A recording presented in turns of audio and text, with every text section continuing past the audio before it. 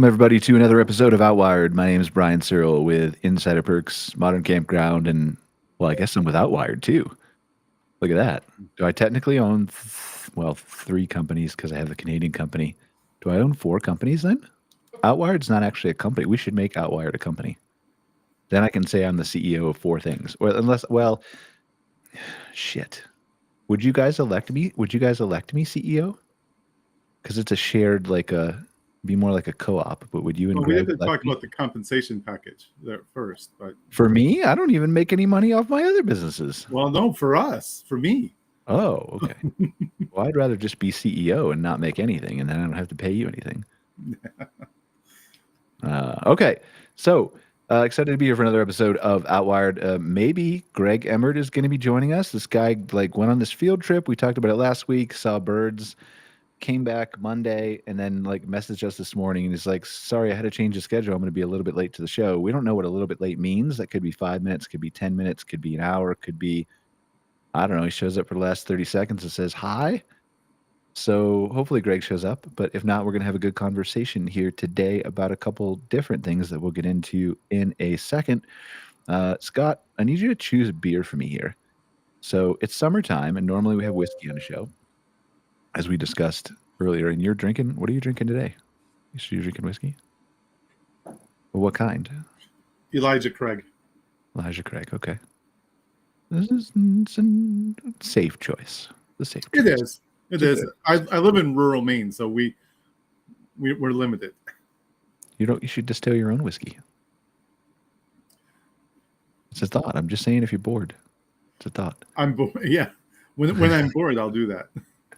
I got three here, so just pick 1, 2, or 3. Hopefully I won't make it through all these during the show because I have had no food for 23 hours and intermittent fasting, but pick 1, 2, or 3. What styles are they? And that's why I'll tell you after you choose. They're all really good, so just 1, 2, or 3. 2. 2 in the middle. All right, this is a Fat Tug IPA. It is from Victoria, British Columbia, so pretty good company. From Driftwood Brewery. So, yeah, we'll have that first. All right. So what's on your desk for this week, Scott? Came across your desk. Yeah, this week I was in Washington D.C. for RVs Move America Week, and do RVs move America? For those that want to have a traveling home, it does, and. Just so everyone knows, RVs Move America Week is really is twofold. It's a lot of the committees for the RV industry through RVIA and Go RVing, and then there's Advocacy Day, which is actually today, and I'm not there for that.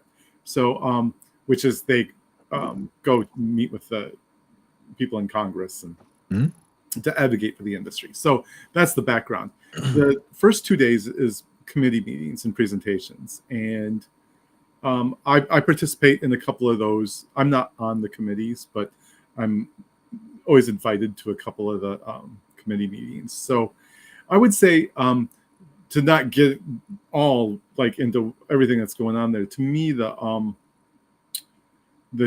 thing that kind of stood out this week was the industry, instead of being everything's going to be okay, we're doing great, was more, what do we need to do? The RV industry or the campground industry? The RV industry. Okay. So, and it relates to the campground industry because there's a campground coalition that's part of it. There are campground folks who are part of RVIA and participate in these committees. So it's very much top of mind because obviously the two RV sales and campground uh, guests are, in many cases the same, and one follows the other. In terms of, the more people who have RVs, the more likely they are to stay at campgrounds, and campgrounds need to have the spaces for the RVs that are out there. The so overall, that was kind of the tone, very serious, in terms of, what's going on. What does the industry need to do? They always have an economist present, and she had some, I would say, fairly sobering stats. Do you About want to where share any with us, or is it private? I think it's most of it's private. Okay, that's fair. But just that, it was one of the things that was really interesting. What is how the RV industry follows the housing industry. Okay. The two, are very much related on in parallel. As one changes, so does the other. So I thought that to me that was very fascinating to see. Which one goes first? Or are they both at the same time? There's a lag. Housing leads a lot of stuff. It's a leading indicator. So, and RVs are, I forget the number of months. There's a lag there. So it's but it's really interesting to see that. And it's a lot of talk of the challenges. When you work in an industry where, for RVs and camping too, it's travel and leisure, is that it's discretionary spending. Whether you're buying a product or buying an experience. And that's where, kind of the economy comes in, and how people choose to spend that discretionary income. And so anyway, a lot of talk about that. It was very, I would say that the meetings were, I don't want to say necessarily enjoyable, just because of, again, some of the sobering tone to it, but there's a lot of curiosity. The questions that were being asked were much more insightful than I've seen in some past events. People asking good questions that they should have been asking before. I know you and I always talk about this, but the questions were being asked. So I think, to me, that's, encouraging to see. Do we think that, and I know we touched on this briefly on Fireside Chats earlier. Raphael Korea from Blue Water was in DC as part of this effort too, he said, and they were trying to like they're trying to advocate for the credit card lobbying bill, which, as I understand it, would just make more competition among Visa and MasterCard, so where you don't have to use their network fees or networks. You can thus have the opportunity to not be charged as much when credit cards are repeatedly swiped at your campgrounds, RV parks, RV resorts, stuff like that, for multiple purchases in your store, online, to your PMS systems, all that kind of stuff. He said they're attempting to lobby it to be attached to this stablecoin crypto bill. I know you were on the show, so you heard this, but any what's the sentiment there around that? If you heard anything, I have to say that not many people in the industry were talking about that. The tariffs are the big talk. The de minimis stuff, kind of. How does de minimis impact the RV industry? I don't really know. I just know a lot of people talk about it in these meetings. I do know that one of the things in terms of that they've been trying to work on in terms of the tariffs is that what was happening was when all the tariffs and such were pushed out there, China brought a lot of like aluminum products into Canada and Mexico, and then based on where the price was, they dump it onto the U.S. market. So that's what was happening, and so apparently, what they're trying to address is that as being one of the issues. This is why they've doubled steel tariffs? Yes. Okay. Whether it makes sense or not, I don't know. But that was kind of the really everybody wanted to talk tariffs. That's obviously that it's whether you're an OEM or a supplier, it's impacting your business, and people are they're looking at creative ways to figure this out. So that seemed to be a lot of what was being said. But they can't. The interesting thing is that because these meetings are by nature bringing a group of competitors together, they can't really talk about that openly because of antitrust stuff. So the what we didn't learn about what a lot of the people are actually doing because they can't talk about it in that forum. So this is interesting. It says I'm chat GPTing the de minimis tariff to see how it impacted the RV industry.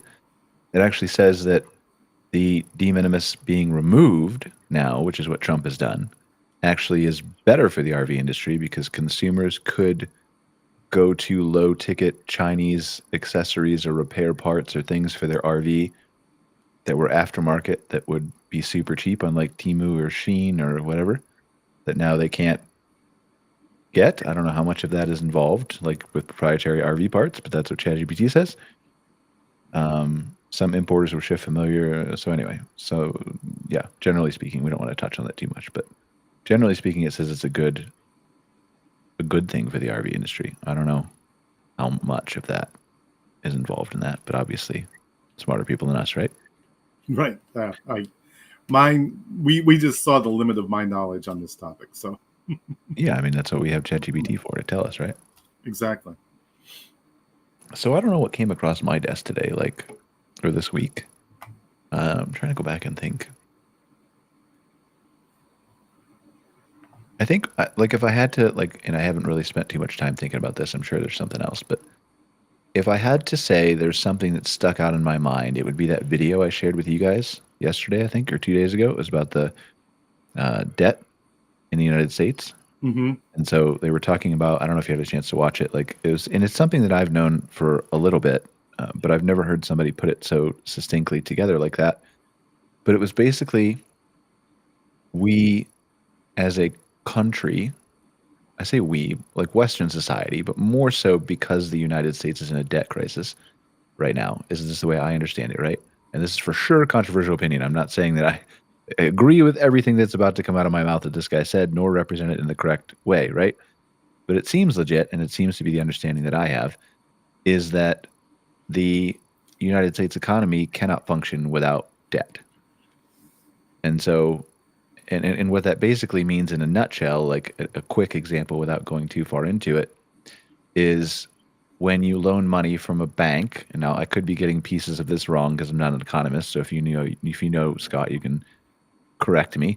But as I understand it, the way this guy explained it anyway, when you loan money from a bank, like that money is invented out of thin air in a computer, but the bank gets it into its computer by purchasing treasuries, like maybe not that direct money, right? Like one to one, but gets money into its bank by purchasing treasuries, which all come from the Fed printing money, which all it's all basically made up and doesn't actually exist in some physical manifestation of gold or actual $20 or $100 bills being printed anywhere.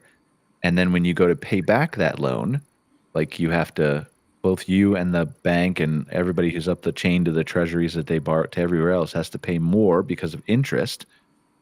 And so then the money that you use to pay in interest actually has to also then be invented out of thin air because there's more money than was lent out, right?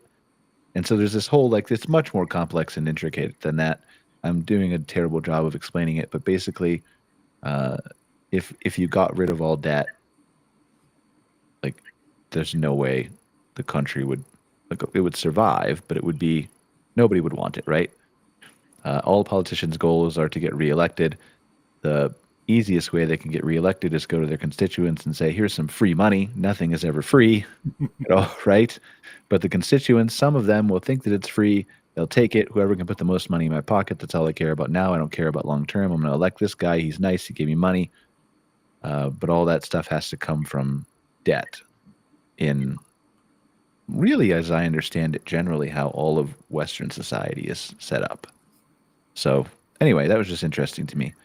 Probably just put people to sleep, so we should switch conversations and topics now. But Greg Emmert, founder at Vireo, is backstage. Fuck you, Greg. Hey, nice to see you too. How do you take a vacation and you're just like, I'm gonna just waltz in whenever the fuck I want? Oh, vacation's been over for a day or so. I'm aware of that. Like, Yeah. So you went on vacation and then you were just like, I'm not gonna show up on time again. Yeah, I got stuff. What can I tell you? Is it important? Yeah, well, I wouldn't be not here if it wasn't. I want to know what it is. No, that's right. That's off limits. Sorry. Sorry about your luck. Good to see you, though. So you missed the boring conversation about banks and debt. But, yeah, that's a fun one. Yeah. Anyway, that was just what came across my desk. But right on. Okay. So 2 things we're going to talk about today, I think. We're going to talk about the interesting future of property management systems for campgrounds and RV parks and marketplaces and how people book campsites and things like that. We're going to try to stay a little bit less controversial. We're not really going to try that, but we're going to try not to piss everybody off in the industry, because obviously what we're going to say is opinionated, may not come true, is just based on mostly my research into AI and my thoughts and opinions. But like, I want to weave you guys into it. And to be fair, like, oh, there he is. Yeah, we lost you for a second. I know my thing's been doing this. I don't know. So don't be blaming me. I'll put my on you again, and you'll disappear. No, it was like, so Scott was like, basically just come up with whatever you want for the show. I don't have any ideas. So yeah, but I think he just put his Northwoods juju on you is what happens right there. That was he already did that like 1.5 years ago, man. Wag of the finger. I'm also drinking beer today. You missed that. I see that. So it's summertime, and there's 3 sitting here that are all from different companies. Scott chose this one to start, so you can choose the next one if I get to it. I also haven't eaten in 23 hours. It's going to be a fun show. Oh, yeah, that's going to be good for putting beer on top of. Yeah. So anyway, we're going to talk about property management systems, talk a little bit about that. I got some interesting videos and things and clips to play, and then we're going to get into maybe a more interesting discussion. I don't know, photos and videos and how everything could potentially be fake now that you see on the internet. And 2 things I think that relate to that. One is the maybe more serious discussion of societal implications, but 2, how does a campground owner react to that? Where does that come into play from a campground's perspective? And so I've got a couple ChatGPT conversations I ran in advance we can dive into a little bit. Got a couple videos I'm going to share, but do you guys have any initial thoughts on, like, generally what, so if we talk about the point of sale system, let me set the stage for this, right? And then I'll ask for your guys' initial thoughts, both as a data guy and as a consultant for the industry and former campground owner. Like, we are going into an area, and we saw this as we shared the video of Google I/O with how Google search is going to work. It's going to research, it's going to book all the tickets for you, it's going to do, in fact, let's play that video real quick, Jessica. There's a tab over there. If you just click share screen in the middle on Restream there, it'll pop up all your tabs. And then there's a tab for, hold on, it is Ask Search Anything. Just play that video real quick. And then we'll give everybody a picture of what we're talking about. Now here we go. I can't help it if I'm popping, see them watch like it's outrageous how this flavor got him shook like. Hold up. I feel fabulous. Show me how you gon' work it out. I hit it back with a brand new style. Bring it up into the floor, get wild. We turning up all the way on the down like work it out. Come and show me what you're all about. What else should I do to make it stronger? To make it stronger, consider adding more triangles to the design. There's more than enough. Let it rain on you, 'cause you're fabulous. FABULOUS every day like. If you want it, come get it, no disrespect. Hold up. Work it out. I hit it back with a brand new style. Bring it up into the floor, get wild. We turning up all the way on the down like work it out. Come and show me what you're all about. I'ma shout it real loud and proud like, baby, I'm fabulous. Work it out. I hit it back with a brand new style. Bring it up into the floor, get wild. We turning up all the way on the down like work it out. Come and show me what you're all about. FABULOUS every day like.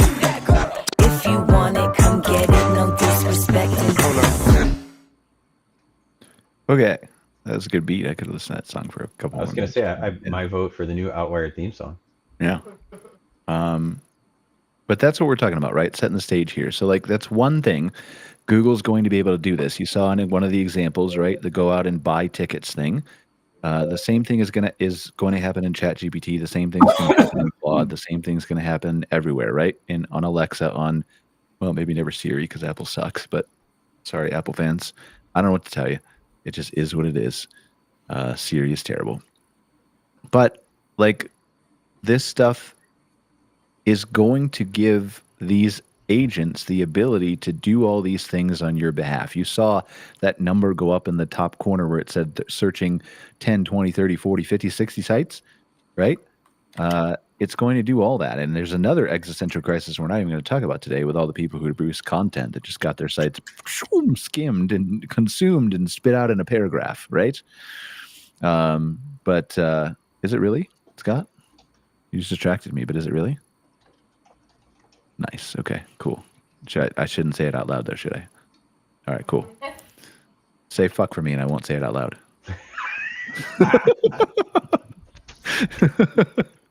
Okay, sorry. All right. So, like, it's going to change the way that, like, the way that you book experiences, right? The agent is going to go out. It's going to read these websites. It's going to pull back the information. But now, in addition to that, it is also going to act on your behalf. It is going to browse the ticket website. It's going to look at prices. It's going to go into seating charts. It's going to click around and put in dates and check availability and fill out forms for you. And it's going to come back with a button in Google search that says click to buy the tickets. So you never have to go to that website ever to buy those tickets. And so if we extrapolate and turn that around onto campgrounds or RV parks, right, this is very easily going to happen. And it requires almost no action at all from your existing property management system because of the tools that we've shown on this show. And we'll explore a little bit like Operator from OpenAI, Project Astra from Google. These are all things that can, here, we'll show it real quick. If you want to go over to my sidebar. So this is all being done agentically, right? Yeah. Essentially. Okay. I mean, you just send a device code to my thing. Oh, look at this thing. Look at this thing. I'm trying to get into a flow here. I had everything going, and now I have to wait on a confirmation code to be sent to my email that apparently is not like. Do you guys ever have this problem when you're waiting for a confirmation email? You're like, I need this to happen right now, and it takes like 35 seconds to 2 minutes to come to your email, and you just sit there refreshing it, waiting for the two-factor. What happens if I hit continue without verifying? Oh, it's a sync site data and logins. Oh, well, I can continue without that. All right. So anyway, let's see. We'll use Mike Harrison always lets me use his as an example of Berry Ranch RV Resort. So we'll just use him. So like, book me a site at a luxury RV resort in Camp Verde, Arizona for next weekend. 2 nights. So anyway, we'll just let that play while I talk. So this is an example of an agent, right? Operator is one of them. It basically is going to spin up a browser in front of you. We've done this on the show, before. And it's like hands off, right? Like I'm not touching this thing. It's searching, it's looking, it's using Bing. It's going to browse to the website. You'll see this kind of thing in action. But whether it's this on the front end where you can watch it happen, or whether I love the fact that it chose Verde Ranch RV Resort right off the bat, right? Like I didn't say that in the prompt. So I love the fact that like my SEO game is strong, guys. I just want to say that. Okay. So, but this is going to happen. And whether it's this or whether it's Google search doing it to do the tickets where you don't actually see the screen and it actually moving, it's doing the same function behind the scenes in many cases. And so you don't need the permissions of the Res Nexuses or the Camp Spots or the New Books or the whoever else, right? Because it can go browse just like a human being can with a mouse and point and click like you're seeing it do right in front of you now, you can't really even prevent this from a reservation software side. So at that point, there's no real danger to the reservation system there because eventually the booking is still going to be made probably kick to their site because they won't have the API integration natively with Google, at least right off the bat, like a StubHub or something like that will have. But it will completely change how people consume, how they browse, how they navigate, how they fill out forms like this, how they, right? I mean, right now you can see this thing is doing this almost in a very crude way that is not great for AI. Like AI is not set up to use a point and click mouse. It's not, it doesn't need to. It needs to just access the data, synthesize the data, understand the data, and be able to take action on it through something that's been around for years called an API that can perform actions and take whatever, right? So this is the Band-Aid step, but these interfaces are no longer necessary to AI. AI still needs to understand a description of your site like we're looking at. It still needs to understand the price of your site and how long it will cost over a certain amount of time. At some point, it's going to probably want to look at the photos too, right? So it can understand whether its human would feel like that's a good place for it to stay. It's still weird for me talking about all this stuff, right? Like and how these things are coming down the pipeline very quickly. But like it's not going to be a situation where the user interface here has to exist the way it does right now. Because to an AI, this is clunky. It takes too much time. An AI, and CampSpot does have an API in this regard. That's what we're looking at, right? But an AI that can access CampSpot's API or NewBook's API and pull back all this information can do so in seconds instead of you waiting for it to click the drop-down menu, find the site, click it again, click the date, click the like a human would do, right?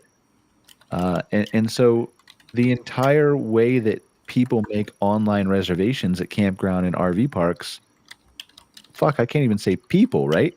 The entire way reservations are made at campgrounds and RV parks completely changes to where you no longer need this interface after a certain point of time. Now, I'm not saying that's next year, right? There's going to be a significant number of people who for at least the next 5 or 10 years are in some capacity going to do this. But this is the same as calling over the phone. It's going to start to go downhill, right? And so at what point does the interface become less important to a company like CampSpot or NewBook than the APIs do to allow the agents to make those bookings? So that's the first salvo is like, I would love to hear from you guys on any data, insights, trends, things that you've heard from your side, Scott, about how you think, and I know you don't have data specifically on this, Scott, but ways that you think consumer behavior might be impacted, consumer adoption might increase as a result of it, how long it's going to take, those kinds of things, and then Greg from a consulting campground owner perspective. Yeah, from my perspective and just some of the information that we've gathered in how people kind of approach this process. One is I think it has the potential to dramatically shorten the entire process, where the person, for example, on average, someone looking for a place to stay, to camp, for example, in an area that they've never been to, visits a minimum of 5 different sites looking for information. So right there, you're going to start consolidating, that process. That will you be offended if I just break up at what you're saying into chunks? Sure. Okay. So like we've talked about these conversations of exactly what you're talking about with 5 sites, for example, right, with our clients before. And we said that initially, some of our thoughts, like probably 6 months ago-ish, I remember having these big conversations with some of our larger clients, was it is going to shorten the amount of sites that the robots or people go to, even people, right? Forget about robots for a second, but people, because if you're doing the research in ChatGPT or Gemini or Google AI overviews or Claude or somewhere like that, you're asking the questions of check-in and check-out time and pet-friendly and is it kid-friendly and all those things. And then when you end up going to the campground site as a human for now, then you're really just going there to maybe look at the photos, which also could be in ChatGPT now, but book, right? So by the time you get to the 1 or 2 sites that you are ready to like to consider or to book, even, and that's assuming if you can't narrow it down to one, which most people will be able to, those other 5 sites that people would traditionally go and look at in Google search or Google Maps will not get any more traffic. Those visitors who decided not to book but still showed up in your analytics and maybe made your SEO agency or marketing agency look good with a bunch of fluff, never converted, right? Aren't going to show up in your analytics at all. I think that's fine as long as like it's going to take a heavy amount of explaining from marketing agencies. Why did my traffic drop 60, 80%, right? Or summer over summer. But the real number that you care about is conversions. And in theory, this should put more highly targeted guests onto your website who are closer to booking because they've asked all the questions and they know you're a better fit for them. So that's number one.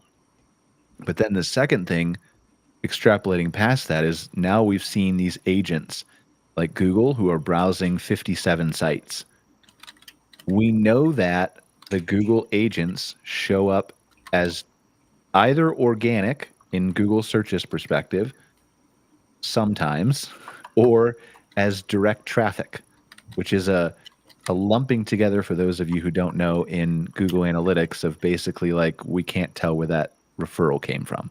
So instead of saying it came from Facebook organic search or Instagram or Good Sam or something like that, right? It just is lumped into a bucket of direct traffic, which makes it really hard for you to peel out and separate which one came from AI and which one didn't. But now that it's browsing 47 plus different sites, we're starting to wonder, like, were we wrong? Maybe like this increases traffic by tenfold. And then maybe that impacts your conversion rate and makes it 2% instead of 10% because the agents are all browsing your website and not converting. Because they can go out, instead of 5 websites that human beings take, they can go out and browse 30 in the same amount of time. So anyway, that's my little piece to your, like, I want you to continue, but I just wanted to focus on a couple of those things as you talk about them. Okay, no, cool. So yeah, and it's one of those pain points for,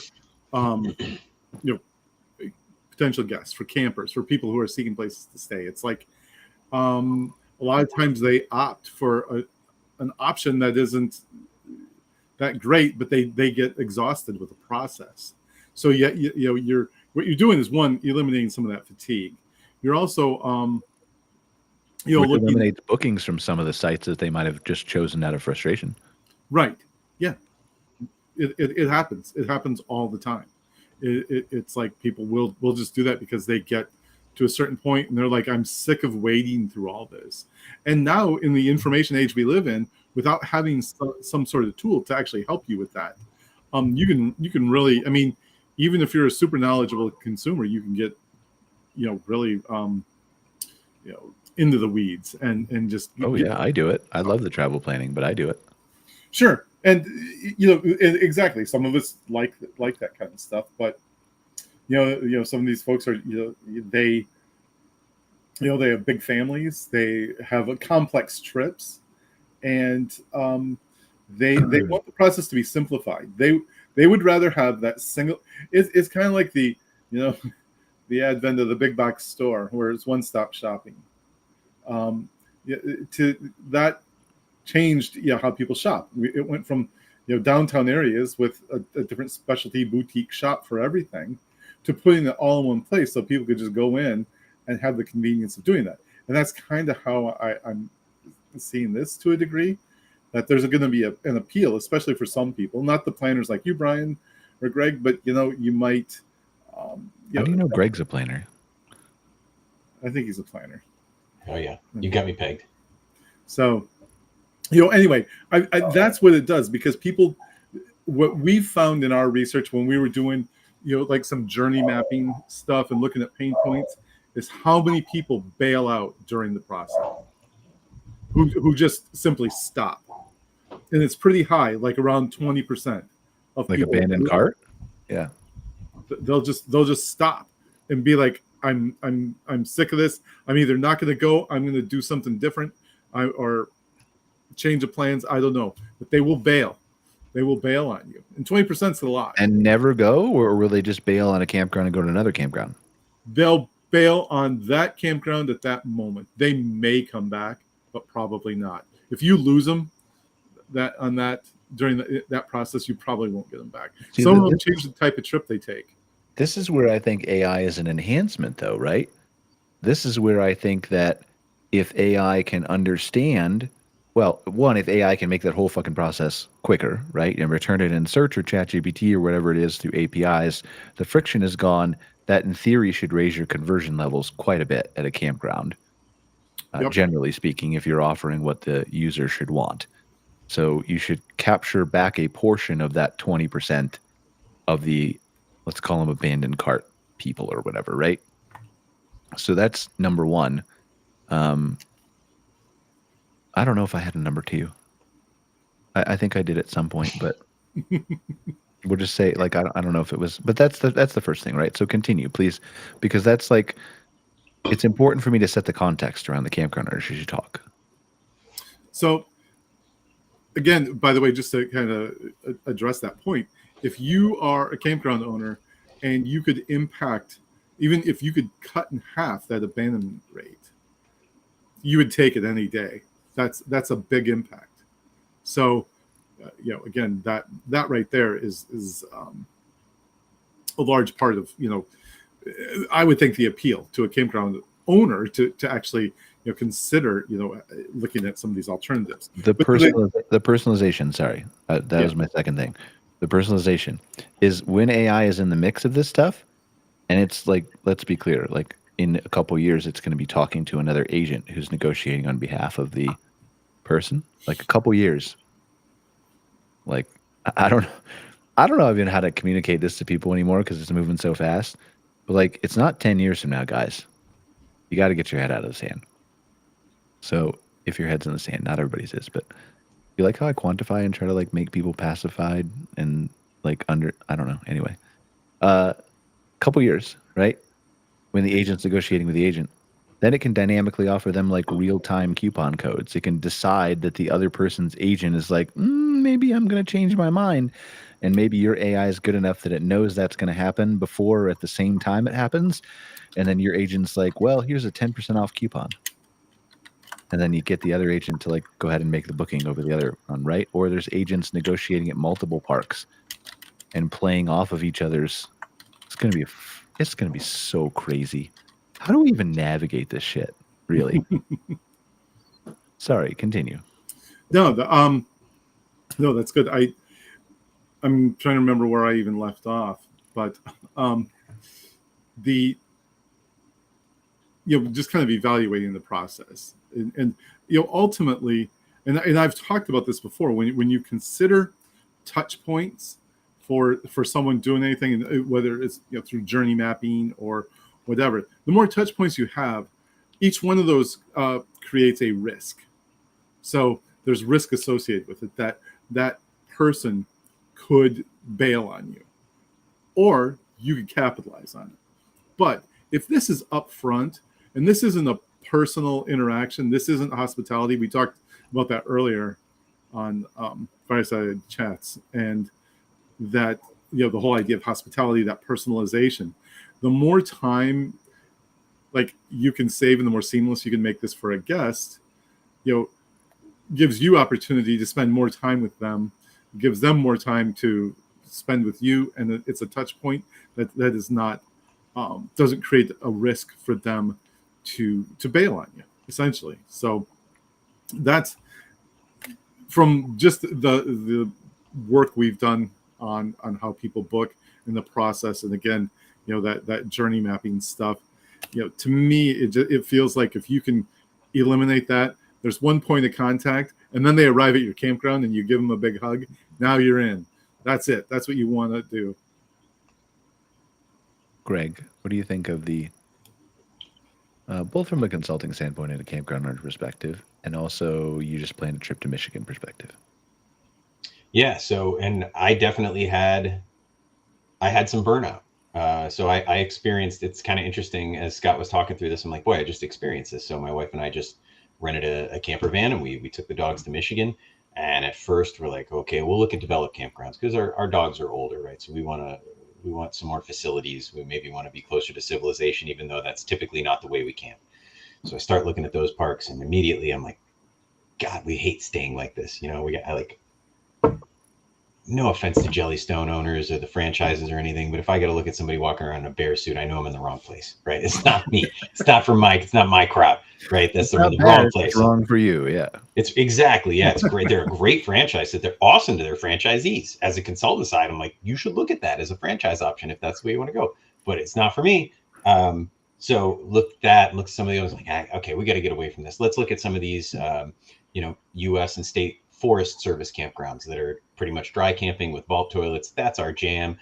All those sites are first come, first serve. Do we want to drive that way, take the risk that we get there and they're full, or they're partially full, but they're full of the, boombox, 3 a.m. Yeah. Leonard Skinner stacking up beer cans crowd because we like to What's sleep. What's wrong with too. Leonard Skinner and beer cans, man? We like to sleep too. Nothing. It's great. I just don't want it outside my window because I'm old. I like. There's nothing better Brian. You will find this when you crack 50. There's nothing greater than 8 hours of uninterrupted sleep. You feel like a king when you get 8 hours of uninterrupted sleep. It's like the best thing you can possibly get. Anyway, rabbit hole there. So yeah, I got burnout. I'm looking at this campground, that campground, and then finally we just got on the road and went, I don't know, we're going to figure it out partway there. Like we were that burned out from looking at this park, that park, and trying to make that decision and figure all that out. If I had an agent, it would have been done, right? I could have sent it out and said, look, this is how I want to stay. This is my trepidation, right? These are the things I want to avoid. These are the things I want to hit. And it would have come back with all my choices. And then I would have said, fine, book that one.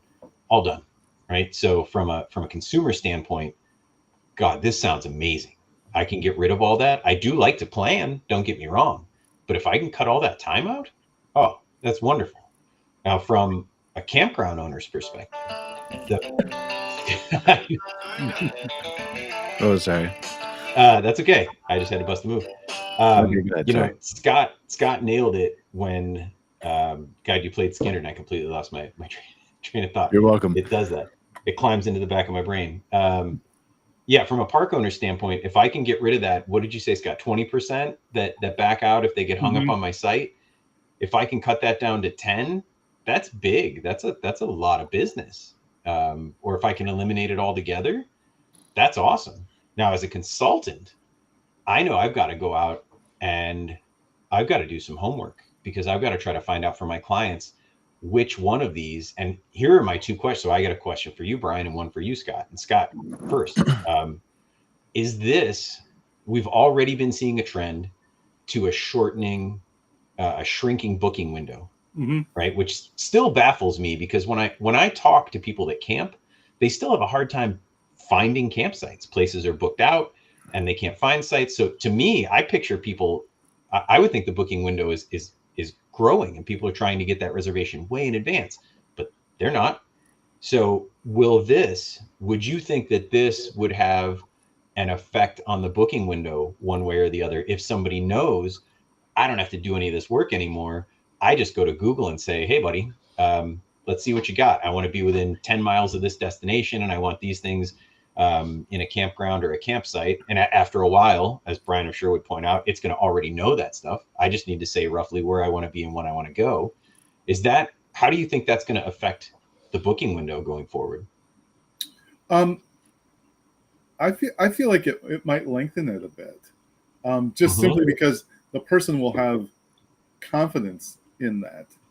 As long as they have confidence in that process, which I think they will, then they'll be like, they're thinking about the trip, they'll execute it through Brian, and then they'll be like, okay, I can just relax now. But I also feel like there's a place in there for that person who wants to do the spontaneous trip. That's a segment of the population that it still exists out there. There's a lot of them are RVers, the RVer who likes to get in their RV and just go from spot to spot, stay wherever they feel like. That kind of person, I think this would be huge for. And that person that's just like, I got one night to stay here, Where should I go? And here's what I need. And it's going to go out there and find it for them. I think a tool like this that Brian's been talking about here could really bring back that more spontaneous type of trip. That I'm just going to jump in and go, for the weekend wherever, and because it's going to go out there and find it for you. Yeah, man, I wasn't expecting this, but I got an extra night. I got another night free, and the weather turned out to be great. I wonder if we could get out tomorrow. Hey, any sites available near, right? I mean, yep. And I don't have to go, okay, well, I'm going to go spend an hour to find out. I'm burned out. I'm not going to do it. I'm just going to sit at home and get drunk, right? Like right? It changes all that for you. Staycation. Yeah. Staycation, right. Blackoutcation, as I like to call. And then on the other side, so my question for Brian, as I'm looking at this as the consultant, and I'm saying I need to find out which one of these booking platforms. And I know you said it doesn't necessarily matter, Brian, right? Yeah. That they'll all be, we're going to get to that conversation. Okay, so here's maybe I'm going to it too early, but this is where my brain goes. I am then going to call my friend Brian and say, hey, Brian, I got to do some research. So I'm on my game for my clients. Which one of these booking platforms or which ones of these booking platforms are going to look super sexy to these agents, right? I want to know which one. Yeah. So when I make my recommendation, I can say not only because anybody who has picked a PMS and started working with it and it sucks and you've got to change. Oh my God, that's a lift.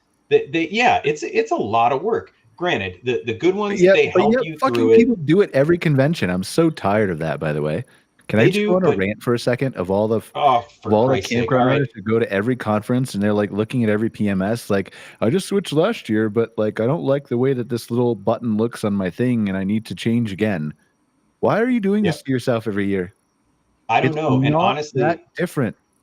Here's what I want to do. Here's what we should do for people that do that. We should all have a booth and with a sign up that just says, if you changed your PMS last year and you're thinking of doing it again, pay us $100. Scott will kick you in the nuts and you can just go on about your day because it's going to be the same result.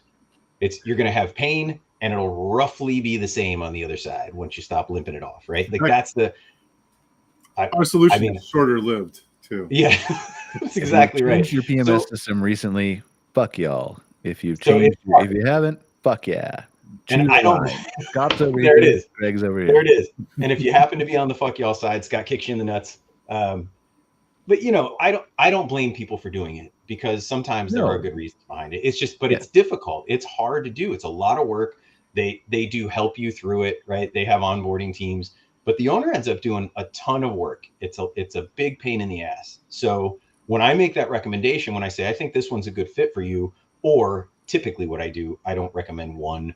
I'll say, look, I think these 2 or 3 work for you. You need to go play with them and figure out what feels good to you and then move on with that because I don't want to look like I'm selling one over another one. Sure. Because some are better it's not a universal fit.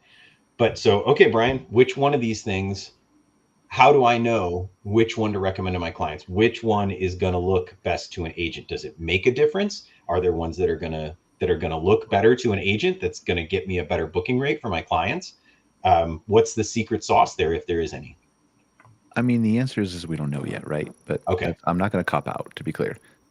I think that's not a cop out. That's real talk. Yeah. But I'm going to give you like some things, right, to chew on. Like I think that the booking engines, like again, we talked about how the interface is fucked up, right? For an AI. Like they don't want to use a mouse. They don't want to use a keyboard. The only reason we're doing that right now is because most websites don't have APIs. They're not set up as databases. They're not set up as all the things. Like in the very near future, and I'm saying this, Microsoft CEO is saying this, lots of people are saying this who are in the tech world, like your website becomes a database. MailChimp CEO is saying this, right? Your website is a database that's accessed by AI. You have to always maintain that database. So I may not be a website designer for you in the future. I might be a database designer for you in the future, right? It's going to be way more complex than designing a website. So like budget for that. right? It is what it is. But like it's going to be the brains of everything the AI or the internet or everything that's accessing it knows about you. And I think that's the first thing. The second thing is like, which one is better for you is hard. But you need to be able to present the information to the agent in a way that the agent can understand, can extrapolate as much information about it as possible from, and to make an informed decision for its consumer on behalf of it as quickly as it can. And that means like APIs, right? NewBook has a great API. CampSpot has a great API. I haven't dealt with too much of the others. I think ResNexus has a pretty good API. A lot of these smaller providers, and this is where like I'm going to get emails, right? A lot of these smaller providers, they don't have booking APIs at all. They don't even have the ability for you to track whether you're making money from the reservation from a source. They're focused completely on the front end or the user interface or the whatever their, I don't want to call it a gimmick, but whatever their thing is, right? Because it's not all a gimmick. I don't mean to insult it like that. But whatever their thing is. But in the future, like what matters is the data and the collection. So like if you have an AI agent, like let's just take my example of the 10% coupon that I gave to Scott, right? Like let's pit CampSpot and NewBook's API against each other. That'll be fun. Nobody will hate me for doing that.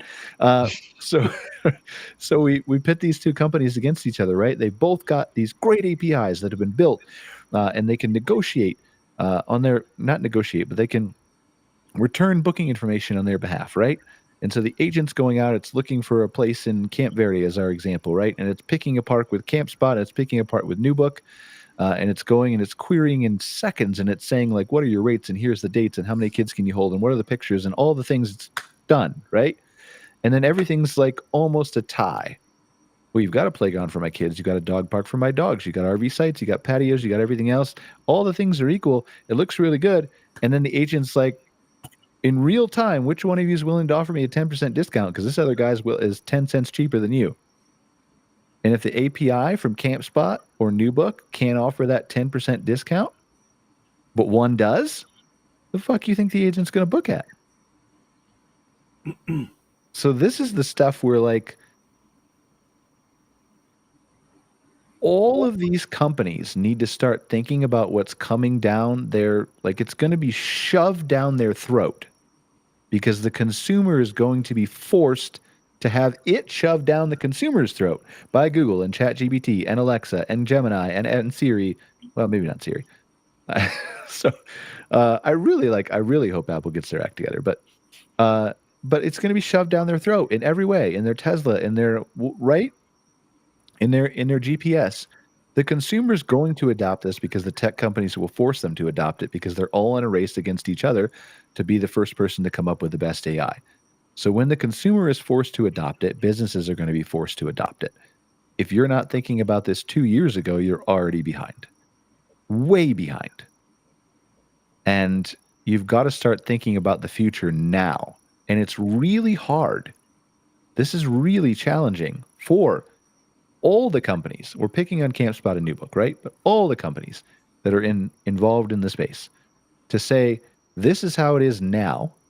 My campground owners, who are my customers, and my consumers who use my booking engine to book sites at my customers, my campgrounds, are mostly not aware of what is happening or what's coming or what is changing or what might change. So we still have to put resources into the design of the software and all, like they can't stop doing that, right? Because like there's this fine line between whenever that switch is going to be. Between mobile and desktop or whatever and whatever. Are you okay, by the way, Jessica? Are you dying over there? Okay, she's got allergies. She's like sniffling and distracting me. So, but I'm just making sure she's not dying. But like, there's going to be a point where that switch flips between more people on mobile or more people on desktop, more people using the AI to book that are not using the AI to book. And I don't know when that happens. It's not going to be 15 years like everybody thinks it is. It's going to be really fucking quick. because you're going to be able to talk to your existing Alexa that your kids got you for as a Christmas present 6 years ago, that will instantly be updated with AI, that you'll be able to say, book me a trip, and it will just go book you a trip. And there's no learning curve. There's no technology adoption. There's no hassle. There's no, I'm tired of the booking process. There's no nothing. Then you just do it, right? It just does it for you. And you're like, shit, that was easy. I'm 86 years old. I didn't even have to touch a computer. That's the problem. That the reservation systems and us, like we as a marketing company too, like we've got to put time into the user interface of the website still. And it's many more industries than just that. But it's when less the problem and more the opportunity, right? It's a massive opportunity. Right. Like, so you have to be able to put resources into this now. You can't just say, I'm going to pick and choose anymore what the consumer wants. By the time the consumer realizes what they want, they're going to already be doing it. It's going to be that quick. So you think it's safe to assume that some of the more advanced booking platforms out there are already working on this, without whether or not you know anything? Don't name anybody or but I mean, do you think it's safe to assume that they're? I would be shocked if anybody was working on what I'm talking about. Really? Okay. Yeah. Interesting. Well, they will be now because they're listening to Outwired. That's right. I don't even think a lot of the hotel PMSs are working on it. Like I think it's that quick. Like maybe, but like I mean, a lot of the Marriott and Hyatt tech are behind too. But like they also probably have APIs. Like they all have APIs that exist, right?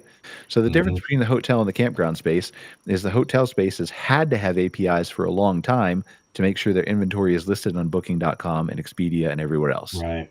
Right. So they're all ahead of the game already. They've all got dynamic pricing. They've all got whatever. So they don't have to go build those APIs. Like you're talking about a multi-year in normal terms where you don't have AI to code for you, which you do and you should be taking advantage of. But in normal terms, you're talking about a 3 to 5 year project to completely build out an API that like a CampSpot or NewBook has, for example. And I'm just picking on them because they're the two biggest players that most people have that we deal with, right? There are lots of other great providers out there. But like it takes years to develop this. It's not something where you can just go to ChatGPT and say, hey, code me something. It has to interface with your software. It has to be able to pull in the check-in date and understand where the field is, the checkout date and understand where the field is, the number of adults, the number of children, the number of pets, what type of RV you have, what number of slide outs you have, all that stuff, right? You have to attach all that. You have to build all that. It takes a long time. And the people that haven't started that process, God's honest truth, I think they're fucked, Greg. I think they're fucked. I think it's coming too quick. I don't think they have enough time. If you don't have some form of an API already, and I think there's probably 5 or 6 that do, of the, I don't know if there's 12 or 15 now. I keep seeing small ones pop up. But I think there's probably 5 or 6 that do. If you don't at least have that, forget about it. Even though you could use AI to create your API really quickly. I mean, maybe, like it's certainly like it's going to certainly get much better in the coming years, right? Like coding, like in the coming months. Like I don't know if it can. I don't know how quickly it will be able to integrate with your legacy code base of your software to build the API. Right? That's the thing. That makes sense. Yep. Okay. Especially, I mean, but maybe. I mean, and again, there's going to be new startups, right? Like this is not saying that like this means that a CampSpot or NewBook or ResNexus or whatever wins. There's going to be lots of new startups who come out of this who say like, well, I'm going to just build a brand new software platform that's AI native right away for this. And I'm just going to go specifically and I'm going to wait 8 hours and Claude's going to sit there, which already works autonomously for 8 hours. I'm just going to let it go to work. And now I've got the shell of a reservation software company that like is as good as the smaller players are right now, the super small players, right? And I did it in 8 hours, and it took them a year and a half. Right on. Okay. So, yeah, I know I'm asking you to speculate a bit, but I just was curious. Yeah. Like, did that answer your question? Well enough. Like I say, it's just from the consultant's point of view. That's my concern for my clients is, okay, I need to really learn about these reservation software, figure out from discussions with people like you and talking to the folks at CampSpot and NewBook and ResNexus and Staylist and all the other ones, right? What are you guys doing? What are you doing to prepare for this? Because that's how you get in my short list of these are the ones that I recommend to you, because you've got to be one of the platforms that's ready for this, because I don't want you to have to go through the kick in the nuts a year from now and come back to me and go, what the fuck, Greg, you told me this one was good. And now the agents don't even find me. And that's where half the other parks are getting 70% of their bookings. So, I think the agents will find everybody, right? Like, I think the agents will be smart enough to find everybody. But some are going to be better than others. But some are going to be able to negotiate and have access to more features and be able to pull different things from different places. And like, some will be able to know when your housekeeping schedules are, for example, and some won't. And I don't know how much that matters to the consumer, but when the AI can consume 10,000 times as much data as the human being can, it can take everything into consideration.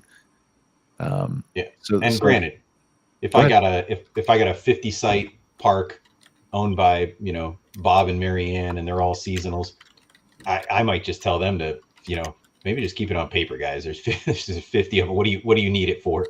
Maybe for some billing or something. You could invoice people through QuickBooks if you really wanted to. You don't need much. But I got somebody with 150 transient sites. They're near a national park or a big, attraction, and they're turning people over left and right, and occupancy is a big deal.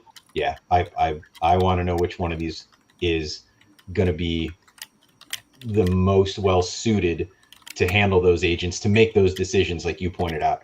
Yeah, you know what? All right, I don't want to give you 10%, but I'm going to do it because I know it's going to close the deal. Okay, fine. Then I'll do that. I'll negotiate with you. Okay, pick a beer, 1 or 2. This is 1 and this is 2. You get to pick which one I drink. Do I have to pick a whole number? Yes. What if I pick like 1.5 and you have to chug one and then sip half of the next one? Not gonna happen. I think he needs to punch a hole in the bottom of the can. That's what I'm talking about. You're responsible podcast host, man. This is Outwired, man. This is Outwired. We're peer pressure. Pick one, and maybe I'll end up drinking all 3.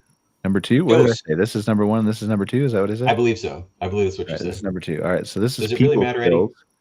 People Skills is a patio style ale. It's dark in here. It's from Calgary, but handcrafted beer. So patio style ale. It's a patio style ale. It's a patio style. Look, we have patio season up here because it's short. I know, but what's a patio style? You guys have never been to Calgary, right? You guys have never been to Calgary. Like during the pandemic, they really started this in force, but we always had it.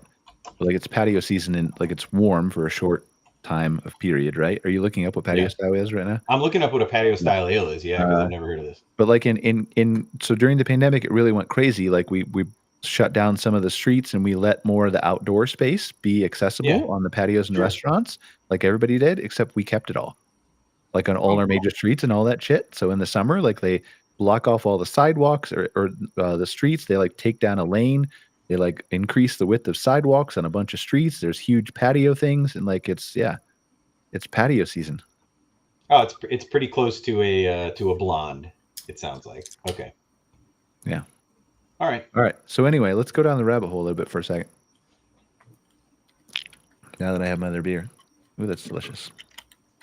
Okay. So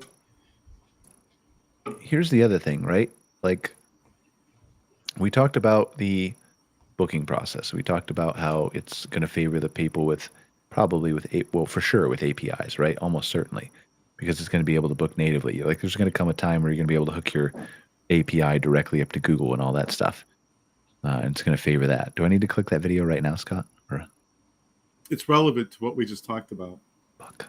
All right. Jessica's going to click it.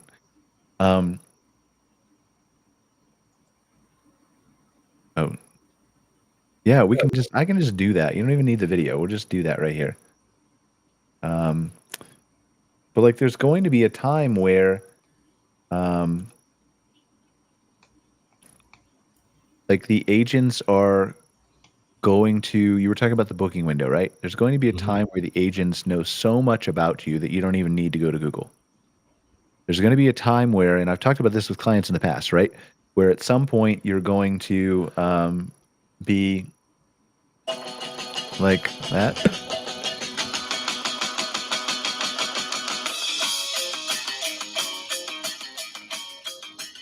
Do we know this song? It's ZZ Top, Party on the Patio. I mean, I know the Oh, song. I knew I recognized it. ZZ Top, right on. All right, we got to turn off before we get copyright blocked. We're probably going to get copyright striked on YouTube anyway. There's going to be a time where those agents are like literally understanding when you want to go camping, what type of weather you want to go camping in, whether you have kids or adults, when you can get your kids out of school, and when they're like, when they can get an excuse, when you can get off work because it's going to have access to your work calendar and all that shit. But it's also going to understand all the things. It's going to understand, like, no offense to any of the reservation systems, your shitty dynamic pricing, this really isn't dynamic pricing. Look at Disney, that's real dynamic pricing. Y'all don't have it. Like, I mean, it is dynamic. It's way better than nothing, to be clear. It's a definite competitive advantage for those people who have it, but it's not real dynamic pricing.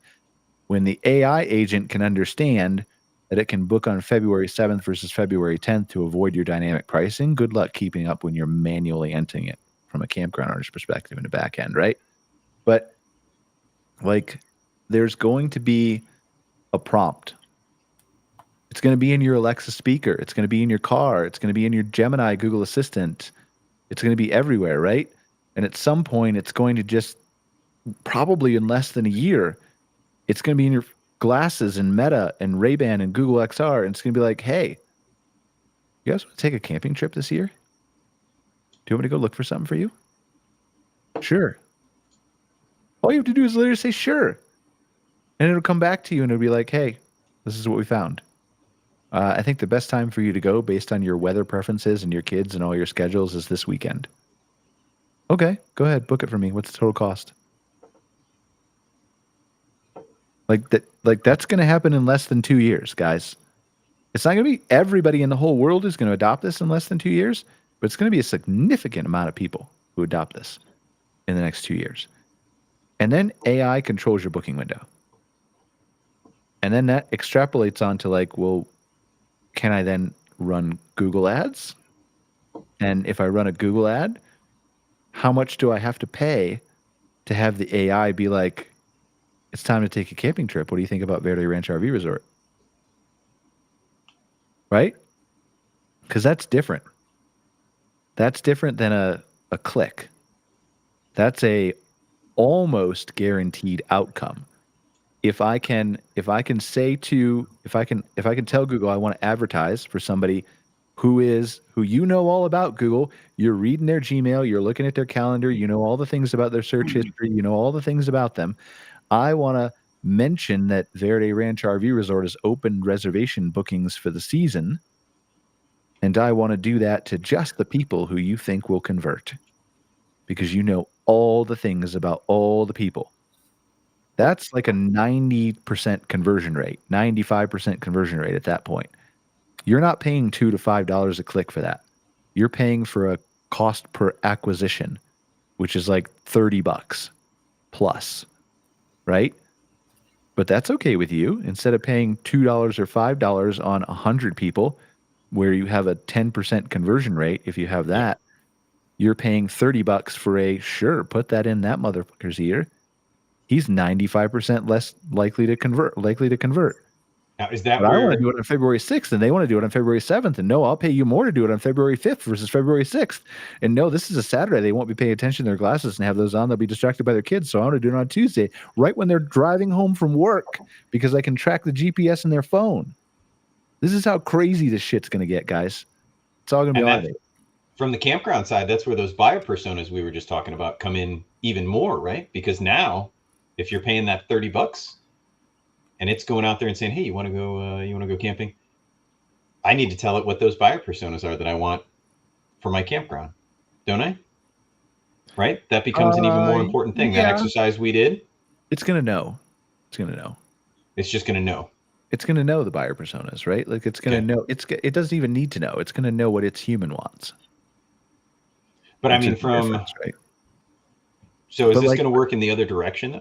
Yeah. But like what you're talking about, like what we talked about yesterday, right? Like, and some of it is proprietary to our clients, but like what you're talking about. Well, no, like we worked out on the show for that park in Ontario. We went through the whole exercise. That piece is fine. Right? Yeah, that piece is fine. Yeah. But like it's going to know it's human better than anyone else. So if it's human has kids that like swimming and it knows that its humans either attend swimming lessons or have talked in emails or conversations on social media about learning how to swim, or it has a friend that, like, the kid has a friend that knows how to swim, and the kid has been posting about, like, oh, I'm jealous and I would love to learn how to swim. Like, all that stuff it's going to know, and then it's going to pay attention to the park that emphasizes their swimming pool, as one example, right? And we did this on Willow Lake, as you know, on a couple shows ago. Yeah. But like, you're going to have to. This is where the database comes into play. Like right now, it's a visual interface, and it's going to be that for the foreseeable future. But there's going to be a decline from desktop to mobile. The same thing, visual to not visual interface, or really website. Like it's still going to be visual. They're still going to want to see your photos and all that kind of stuff, right? Until they get to the point where they trust their AI implicitly, which will probably be like 5 years. And then they'll just be like, I don't need to see a photo. Like I know my AI knows me better than I know myself. Like there's no way my AI is going to choose a place that's not perfect for me. So yeah, I mean, at that point, then I don't know, man. The whole game changes. It's going to be fun. Like it's going to be a bidding war. It's going to be a back and forth. It's going to be but it's all going to be automated. You're not going to have to deal with any of it. You're not even going to see it exist as a campground owner. It's going to be great for the consumer. It's going to be great for the consumer. My goodness. I know it's going to be wonderful for the consumer, but it's also going to be wonderful for the campground owner if you are paying attention to what you're putting out there, and you're giving enough information out there. You're paying attention to your website. You're giving all the data, and you're using a reservation system or point of sale system that can actually talk and communicate to the AIs.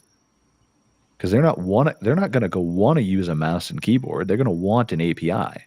Right now they will. But in the future, they're going to want an API. And they're going to want an API that can negotiate with them in real time and has the power to dynamic price, to real dynamic price, to discount, to negotiate, to whatever, right? And the agent, like your agent at your campground that you'll have, to be clear, will set up to be like negotiating in your best interest too. It's not just going to hand out a 10% coupon to anybody. It's going to know, here's the dates and times that we need filled. Okay, well, like I can give you a 15% discount versus this guy's giving you a 10% discount. But like if you just adjust your check-in date one day, because we need to fill Thursday night in addition to Friday night. Right? So it's going to work on your behalf as a campground owner too. And it's going to, like, they're going to go back and forth. They're going to, right? And then you're just going to get a booking. And it's going to be the best thing that you could have gotten as a campground owner and as a consumer. With those technical sounds, is that actually the sound that the AI will make? Yeah. Did you see the video? There's a video on YouTube of where like they pitted two like AI voice agents.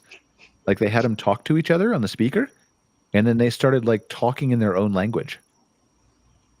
That wasn't really English. Yeah. No, I didn't see that. Yeah, it's on YouTube. But that leaves me to a different place, where AI could potentially solve marital problems by arguing out the things that my wife and I typically fight about the most, without us. Like we can go out and have a good time and come back and be like, oh, you won that one. Oh, nicely done. Okay, want to have dinner? Sure. We can just skip it and let the agents do it. Yeah. That sounds, I'm all in. In fact, I got a new business idea. Anybody else tries this, it is interesting business idea. I gave this to like my buddy. My buddy is Doug Parker. He runs cruiseradio.net, one of my friends. And we like do his website or whatever else. Like just kind of outside of our norm. He does cruise podcasts and stuff for the cruise industry. And I talked to him like, I want to say like 8 or 9 months ago. And I was like, man, do you want to like have $1 billion business idea? And he's like, well, I'm kind of busy now, man. I'm doing other things. I'm like, but do you want a $1 billion business idea? He's like, fine, tell me whatever you want. I'm like, invent a dating app where, and this is gold shit, right? Like you guys can go do this and become billionaires right now. Nobody's done it yet. Invent a dating app where when you connect with a person on the dating app, right? Where you swipe right or whatever else, or you decide you want to connect, your agent connects to their agent and they have a conversation in 30 seconds that would be the conversation over 6 months of getting to know somebody.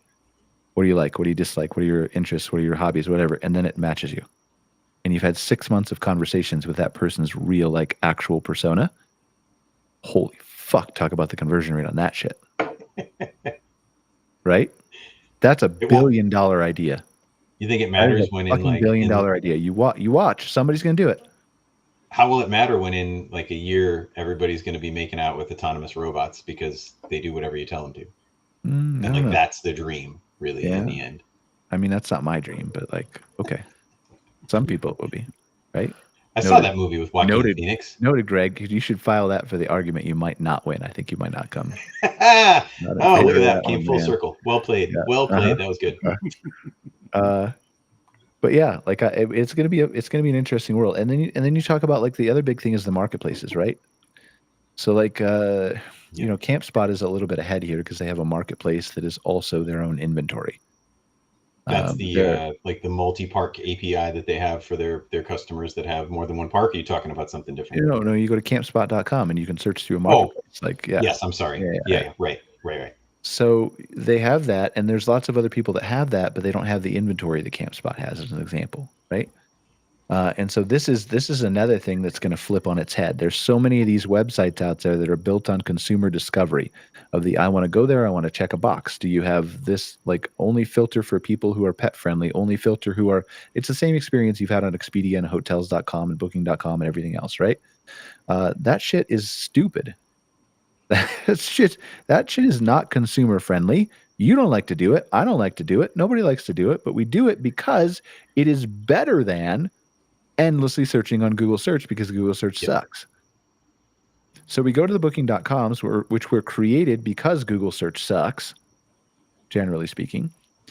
And then we go there and we check all these boxes and we filter through all the things. That's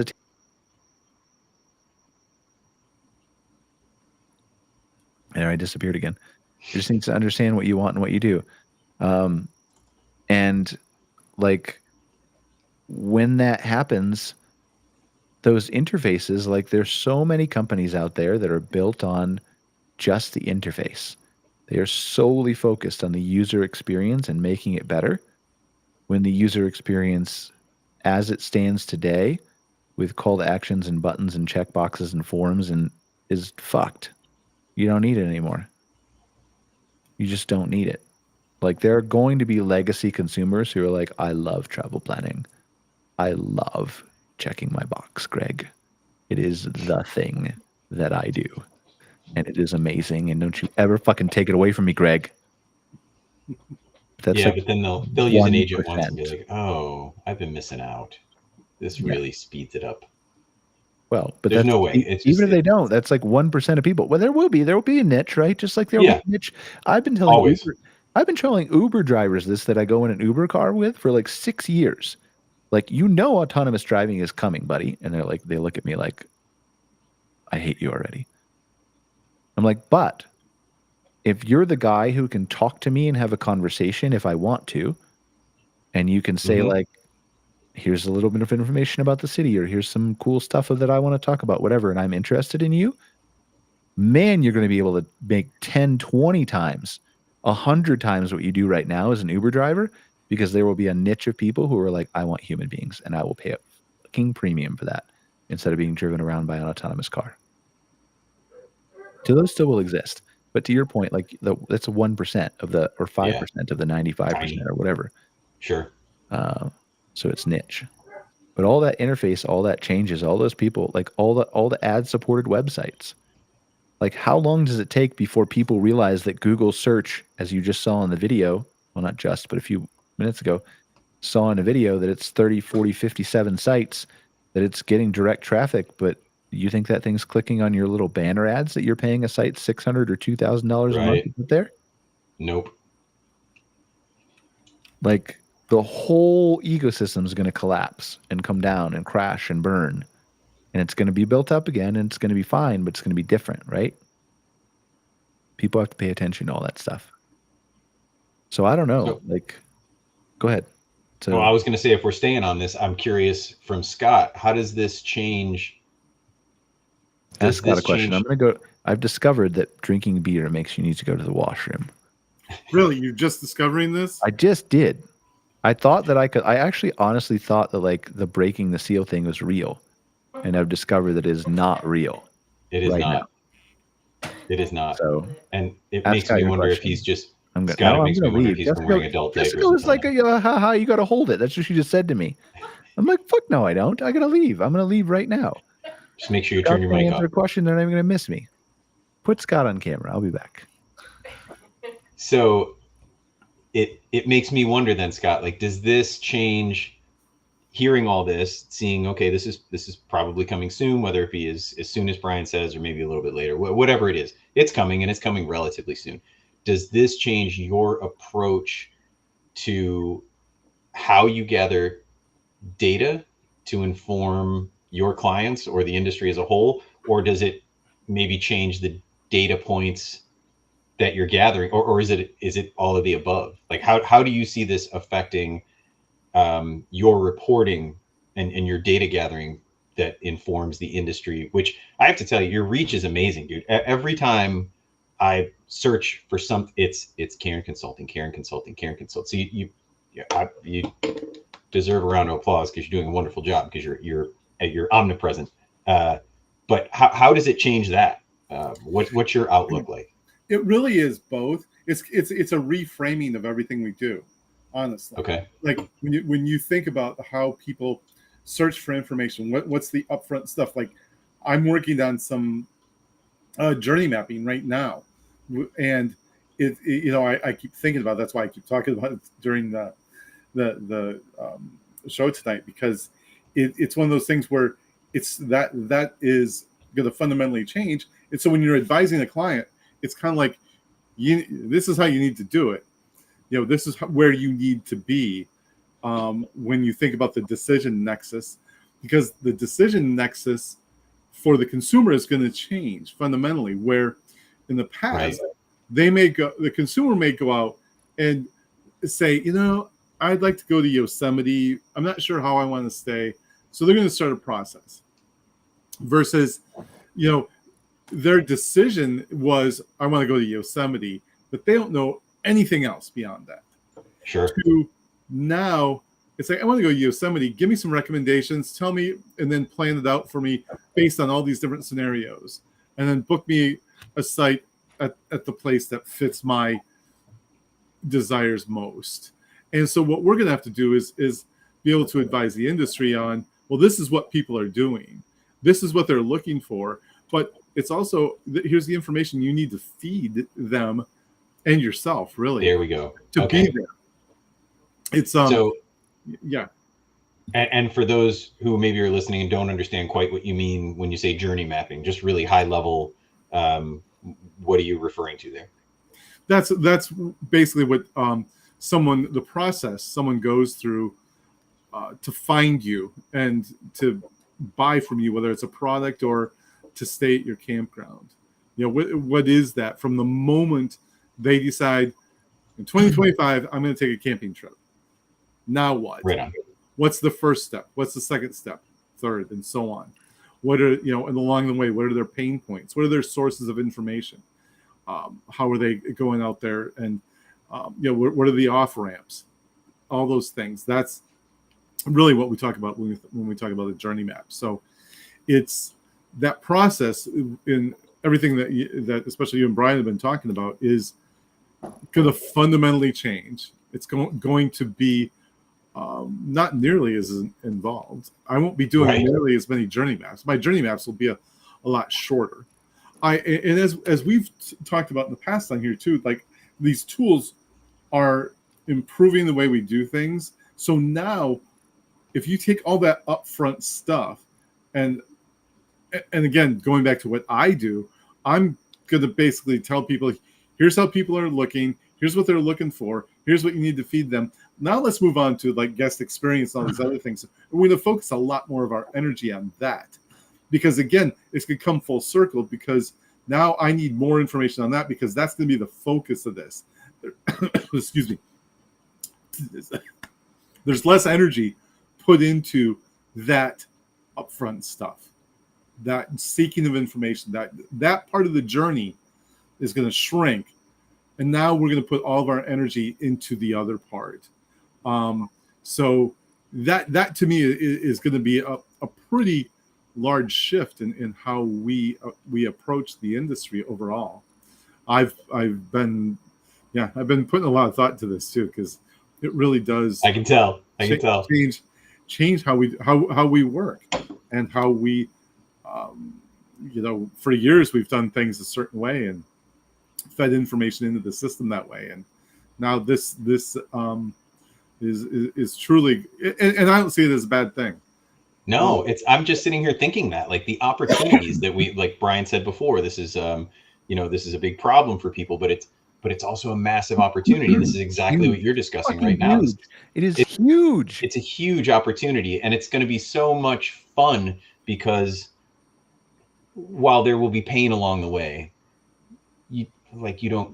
growth doesn't happen without pain, right? And opportunity, you can't capitalize on opportunity without learning about yourself, your business, the industry, the technology.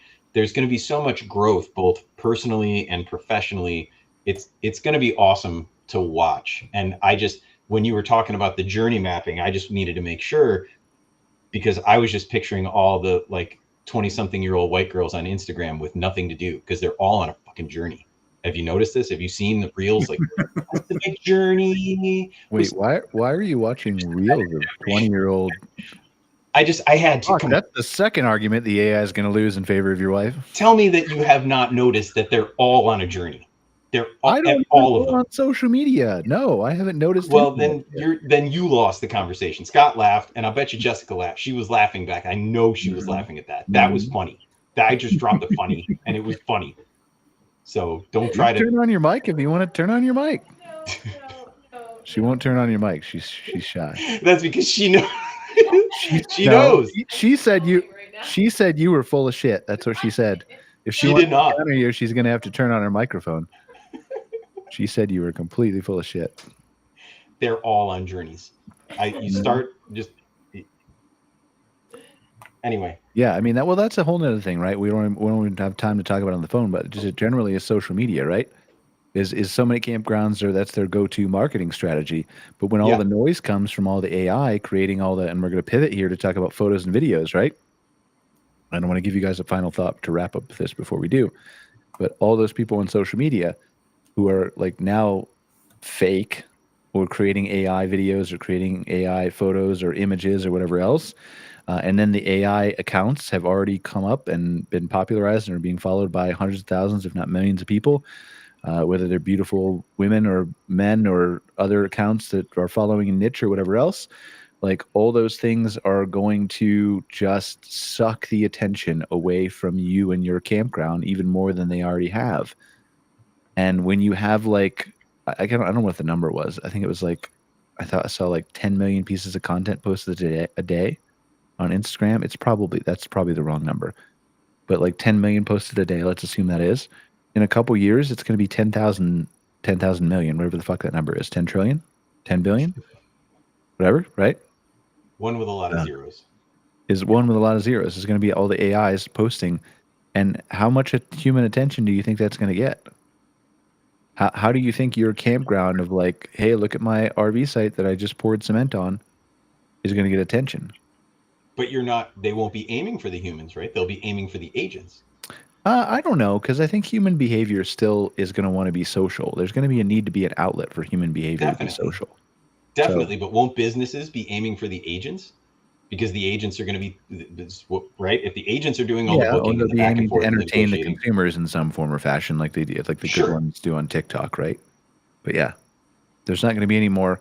There's going to be no more selling without advertising is the answer. If you look at the future of social media networks, there's a good video on this. I think I shared it with you, Greg. Mm-hmm. There's a good video on this. Somebody puts it succinctly on YouTube. I was watching some of it the other day. It's going to be a free-for-all on social media. The social media networks don't care. They don't care. The social media networks are all about ads. They can pretend that they care, and they care about creators and influencers right now because those creators and influencers create the organic content that goes between their ads. But when they have 10,000 AI agents that can create as good or better content than regular influencers can in any niche and vertical period, they can match up that organic content, weave in and out of it, between it and before it, and they don't need influencers anymore. They can bigger than that, they're using it to just, it's more than ads, it's data, right? They're using all of that data to train their AI so that then it knows what we want. right? So final thoughts on this booking PMS system before we switch to, for the last 30 minutes, to photos and videos. I guess my final thought would be that this, this whole idea of the booking and the the AI and how that will do that, the agents. I think again, I feel like for campgrounds, it's going to create a lot of opportunity for you to shine, to shine through with your product, to really like create a customized experience for people that you never dreamed would be possible. That that person that you're going to have, not just the site, but as Greg, you referred to the persona stuff we talked about a couple of weeks ago, that person's going to have this curated experience that is going to go beyond what you've ever been able to do before. And you're going to go out and seek the people you want at your campground. I actually talk about this a lot to campground owners when they'll listen to me, and that is, there's a gap between who shows up at your campground and who you would like to show up. This is going to narrow that. Oh my God, yes. Like, I know this is your final thought, but like, Jesus, man, like you're going to be able to type into your agent or talk to your agent, go fill my RV sites. It's going to interact with all the other agents and just run ads and decide, here's my budget. Go find me, go fill my RV sites. Why do you think I've been pivoting to AI? I'm not going to sit here and die as a marketer. Marketing is dead. Advertising is dead. Y'all are fucked the same way as software is if you're not pivoting and touching. But go ahead. Sorry. No, and more so than that, right? It's to Scott's point about the personas. It's not just go fill my campground. Go find me these 5 people, fill my campground with them. Yeah. It gives you that opportunity to curate your clientele better, right? Is that kind of what you were leaning into, Scott? Yeah. Absolutely. Yeah, that's a win for everybody. Because when you go to the wrong campground, I'm put my camper's hat back on. I've been to the wrong campground with the fuzzy bear suit walking around. I'm like, fuck, this isn't. I'm not here to tie dye a t-shirt. Just get away from me. I just want to have a fire and you leave me alone and a beer, and that's all I want. Oh, I'm in the wrong place. That's no fun for them or me. But when you can curate that, when the park can actually curate their clients and it's going to be, again, I'm so excited for it. I don't see any of this as dystopian or dark. No. I think it's going to be awesome. It's dystopian if you're asleep with your head in the sand, which unfortunately 90% of small business owners, period, in any vertical are asleep with their heads in the sand. Maybe they're not on the right journey. It's changing too fast, right? But like you have the opportunity for those people who wake up and are willing to embrace it. Like, anyway. Any final thoughts, Greg? Or I would like to give the rest of my time to Jessica to make any comments that she would like to as follow. She has nothing to say because I told the truth. All right. Moving on. She's got the fucking board over there. She can open it if she wants to rebut it. You can let me have it, Jessica. It's all in good fun. Clearly that means I'm right. I don't know what to tell you. All right. So let's talk about photos and stuff. I don't know if we've actually had this conversation before. Surely you guys have noticed on your feeds in Facebook and Instagram and everywhere else, the 20-year-old reels and TikTok that Greg watches, that that a lot of this shit isn't real anymore, right? And some of it is obnoxiously fake. You know, the baby videos or the whatever, like that you can clearly tell is fake. But a lot of it isn't. So let's set this tone here and show you some examples of what I mean by, like, these are extreme examples, but good luck telling. Let's watch. I'm going to watch the commercial I sent you, Greg. You want to watch the commercial we sent you? Yeah, that's pretty good. All right. So share. You have to share the screen on Restream, Jessica. It's a YouTube tab you have. We're going to share Pupperman.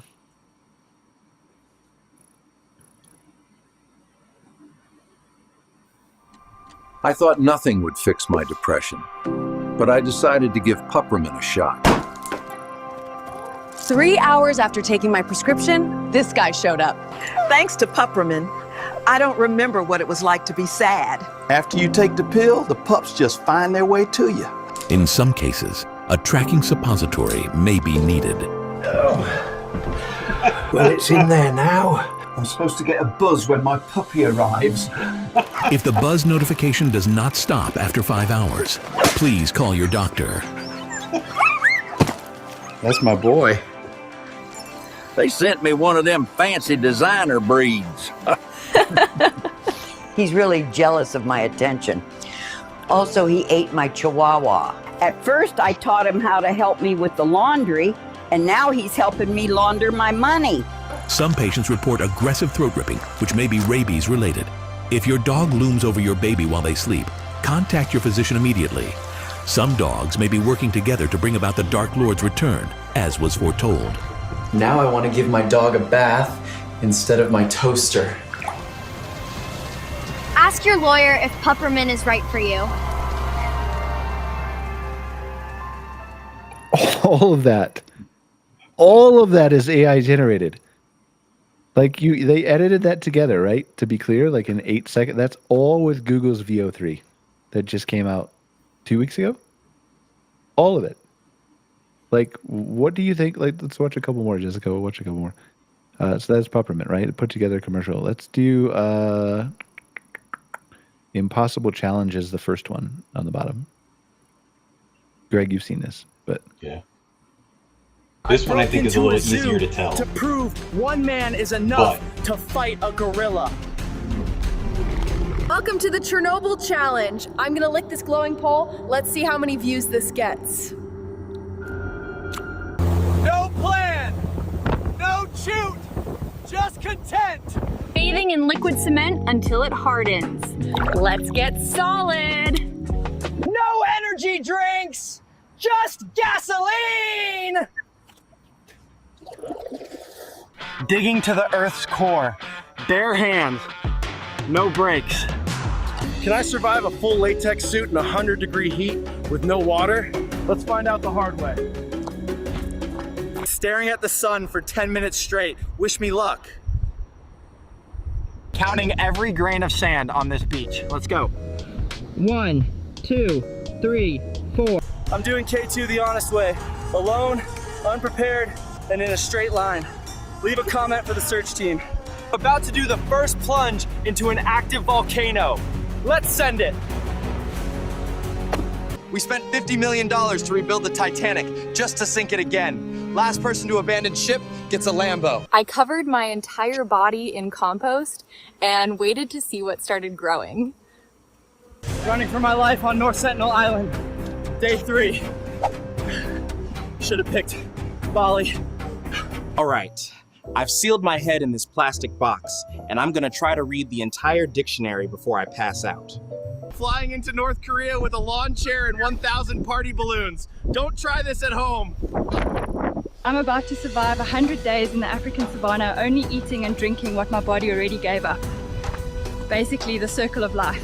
Hey guys, welcome back to the channel. Today we're cooking with plutonium-239. It's hot, it's dangerous, and it's definitely illegal. I have to eat diamonds for views. I hope you're happy, algorithm. Okay, so you could tell on that last one for sure. And obviously, like, it's clearly intended to be like a video that's extreme and would never, well, you would think would never happen. But like, this is the kind of content that you can generate. Should we watch one more? It's funny, right? Should we watch one more? Let's do Impossible Challenges 2, and then we'll be done. You haven't seen this. I released 100,000 killer bees in my bedroom. No plan B, no plan A either. I've been buried alive under 10,000 pounds of beans. Let's see if I can get out. I gave my credit card number to the dark web just to see what happens. I'm trying to get adopted by crocodiles. They haven't eaten me yet, so that's a good sign. Welcome to Rabies Roulette. Today, I covered myself in raw chicken, and I'm gonna fight off stray dogs. They begged me not to eat this fruit, but I felt energetically drawn to it. Day 143 of rebuilding the Great Pyramid in my backyard.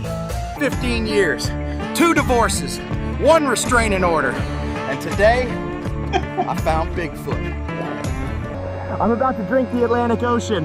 Let's see if 41 million square miles fits in one man. G'day legends, I'm drinking toilet water from every country on earth, and today we're deep in Equatorial Guinea. So anyway, like this stuff is real though, right? Like and so the problem is when it becomes, and it's months, right? If it's not already there now, everything you see online, on social media, on a website, on anywhere else, you must now call into question. It sounds crazy, but you have to call all of it into question. Is it real? Is it likely to be real? Probably right now, and maybe forever. But you still have to question the fact, is it actually real? And when you begin to question it, the whole system breaks down. So there's an article that I'm going to share. Go ahead and share my 5 screen over here. There's an article on The Verge that this is old. This is August of 2024, right? But this is still one of the most impactful articles that I've ever read on the idea of images alone. And we're not going to read the whole thing, but we're going to skim this. And just for the podcast people, right? An explosion from the side of an old brick building, a crashed bicycle in a city intersection, a cockroach in a box of takeout. It took less than 10 seconds to create each of these images with the Reimagine tool in the Pixel 9's Magic Editor, which, by the way, is right here in my hand and was new at the time of this article was written, right? They are crisp. They are in full color. They are in high fidelity. There is no suspicious background blur, no telltale 6th finger. These photographs are extraordinarily convincing, and they are all extremely fucking fake. And then it talks about the Pixel 9. Anyone who buys the Pixel 9 will have access to this easiest, breeziest user interface for top-tier lies built right into their mobile device. This is all but certain to become the norm, with similar features already available on competing devices. Photography has been used as a service of deception for as long as it has existed. Consider Victorian spirit photos, the infamous Loch Ness Monster photograph, or Stalin's photographic purges of IRL purged comrades. But it would be disingenuous to say that photographs have never been considered reliable evidence. Everyone who is reading this article in 2024 grew up in an era where a photograph was by default a representation of the truth, a staged scene with movie effects, a digital photo manipulation, or more recently, a deep fake. Those were potential deceptions to take into account, but they were outliers in the realm of possibility. It took specialized knowledge and specialized tools to sabotage the intuitive trust in a photograph. Fake was the exception, not the rule. If I say Tiananmen Square, you will most likely envision the same photograph I do. This also goes for Abu Ghraib or Napalm Girl. These images have defined wars and revolutions. They have encapsulated truth to a degree that is impossible to fully express. There was no reason to express why these photos matter, why they are so pivotal, why we put so much value in them. Our trust in photography was so deep that when we spent time discussing veracity in images, it was more important to belabor the point that it was possible for photographs to be fake, sometimes. But this is all about to flip. The default assumption about a photo is about to become that it's faked, because creating realistic and believable fake photos is now trivial to do. We are not prepared for what happens after. So if this is big enough on your screen, I think you guys can see. Can you guys see the before on the left? No helicopter crash. On the right, helicopter crash. This is a year old. Okay, I could do this on my phone. Woman here with wine and a drug tourniquet on the floor next to her. That's what got me. This is the one that got me. Like, she looks like a drug addict in this photo. Same photo, no editing. Like, obviously you can't see her face in this one, right? But same everything else. It's literally just editing it and putting that stuff next to her. No one on Earth today has ever lived in a world where photographs were not the linchpin of social consensus. For as long as any of us have been here, photographs have proved something happened. Consider all the ways in which the assumed veracity of a photograph has, previously, validated the truth of your experiences. The pre-existing ding in the fender of your rental car, the leak in your ceiling, the arrival of a package, an actual non-AI generated cockroach in your takeout. When wildfires encroach upon your residential neighborhood, how do you communicate to friends and acquaintances the thickness of smoke outside? And up until now, the onus has largely been on those denying the truth of a photo to prove their claims.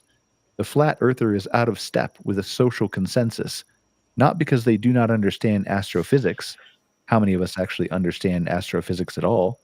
But because they must engage in a series of increasingly elaborate justifications for why certain photographs and videos are not real. They must invent a vast state conspiracy to explain the steady output of satellite photographs that capture the curvature of the Earth. They must create a soundstage for the 1969 moon landing. For the most part, the average image created by these AI tools will in of itself be pretty harmless. An extra tree in a backdrop, an alligator in a pizzeria, a silly costume interposed over a cat. In aggregate, the deluge upends how we treat the concept of a photo entirely, and that in itself has tremendous repercussions. Consider, for instance, that the last decade has seen extraordinarily social upheaval in the United States, sparked by grainy videos of police brutality.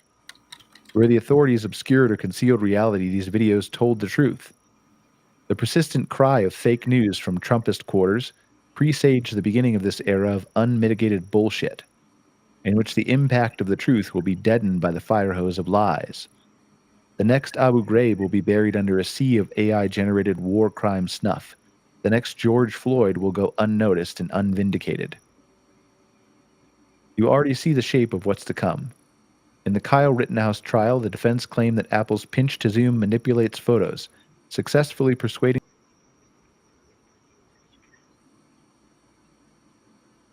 it got sick of him. AI Oh, there he is. Was not AI manipulated. It does it to me. I don't know why it does it to me. More recently, Donald Trump falsely claimed that a photo of a well-attended Kamala Harris rally was AI generated, a claim that was only possible to make because people were able to believe it. And so it goes on and talks about that. Google's understanding.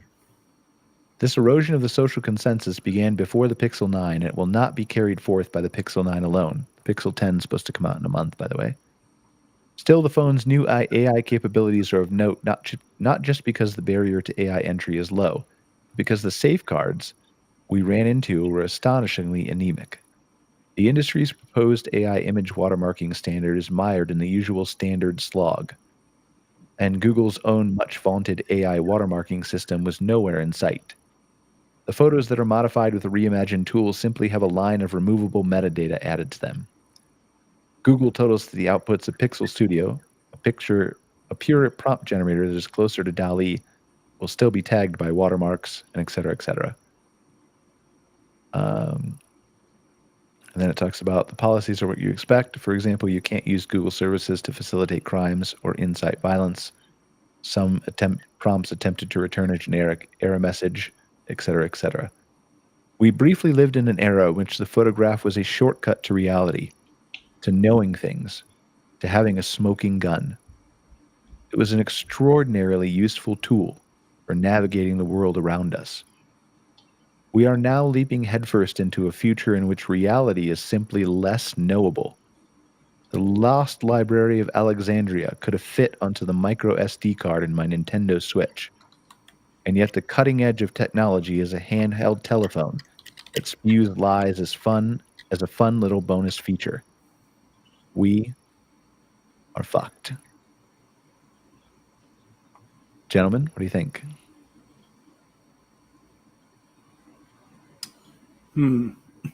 Yeah. Like it's hard to make light of the situation, I think.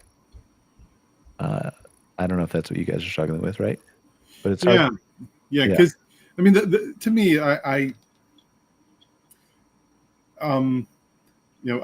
think about this as in a practical application, and the one thing I would say is that if you're someone, we'll go back to campground owners, your pictures better be authentic, because when people show up, that's what they need to see. So doing this, you would, any kind of alterations, whatever, you do at your own risk. So there's a Which practical they've been doing side. for years, by the way, with fake photography and Photoshop videos, and but at least they've been somewhat real. Right. But anyway, he said anyway. He said anyway, Greg. I dropped a couple of them earlier. Nobody noticed. Yeah. All right. You know, that. See, I love that. It's like you're totally on board now. It's the greatest. It is in the war chest. But I think about the photography stuff, the pictures, the images. I mean, I would have to say, from my own perspective, I've been skeptical for like a few years now, probably. Just about anything I see, and as they get better, it's much more difficult. I think, to me, the ones that frighten me the most would be the ones that are being portrayed as like a live video or something. Like we're live at whatever, and it's a deep fake, and those could be all too real and create a really emotional knee-jerk reaction. I think that there's real danger in that. War of the Worlds, but turned up to the 100th power, right?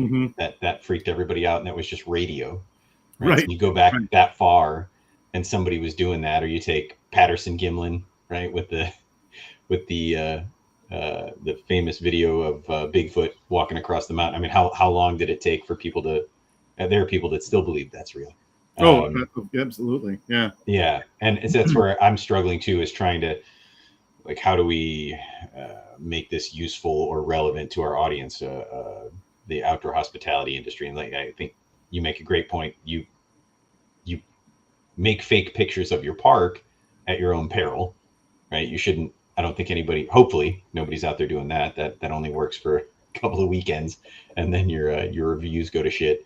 But yeah, I think more than anything, this hits me on like it's challenging from a personal level. Like what's it going to do overall to the landscape of reality that, like the article said, we've kind of relied on for so long. Yeah, I don't know the answer to that. I don't think anybody does. But like it impacts everything, right? It impacts all the shit. I don't know if this is in here. I don't see if this is in here, or I did this before. Like, you won't be able to hear this, but like, so I had this. This is my buddy, one of my friends, Aaron Verka in Ohio. But I had this news stuff created. Aaron Verka, an Ohio man, has realized Brian was right all along. Citizens are warned to stay inside during these turbulent times. Aaron Verka, an Ohio man, has realized Brian was I mean, that stuff is very, very, very, very, very easy to mistake and do. Like, the video wasn't up. Jessica didn't have it on the right screen. She's petting my dog. But so like, it was a news anchor behind a desk, right? Is the idea behind it. But like, so here's let's run through this real quick, and then we'll end with an interesting thing. What might be interesting, but like, for campground or RV park owners, let's take a lighter note here, just since we only have a couple minutes. Why campground or RV park owners need to take AI generated imagery seriously. Guest trust and expectations.